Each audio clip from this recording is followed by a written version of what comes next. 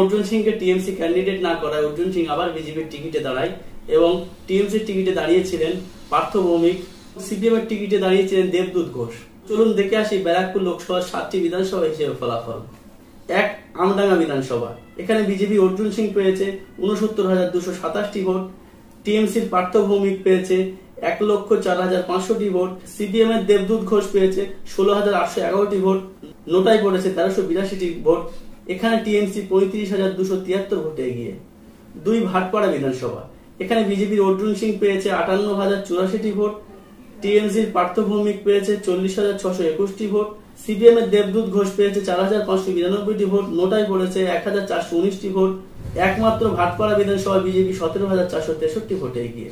3. ব্যারাকপুর বিধানসভা। এখানে বিজেপির অর্জুন সিং পেয়েছে 61,073টি ভোট, টিএমসির পার্থ ভৌমিক পেয়েছে 64,533টি ভোট, সিপিএম এর দেবদূত ঘোষ পেয়েছে 16,962টি ভোট, নোটায় পড়েছে 1,542টি ভোট। এখানে টিএমসি 4,360 ভোটে এগিয়ে।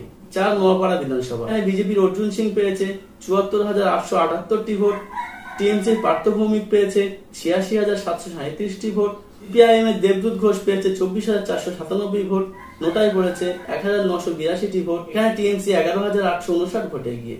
5. বীজপুর বিধানসভা। এখানে বিজেপির অর্জুন সিং পেয়েছে 55,071টি ভোট, টিএমসির পার্থ ভৌমিক পেয়েছে 64,782টি ভোট, সিপিএম এর দেবদূত ঘোষ পেয়েছে 13,778টি ভোট, নোটায় পড়েছে 1,266টি ভোট। এখানে টিএমসি 6,971 ভোটে এগিয়ে।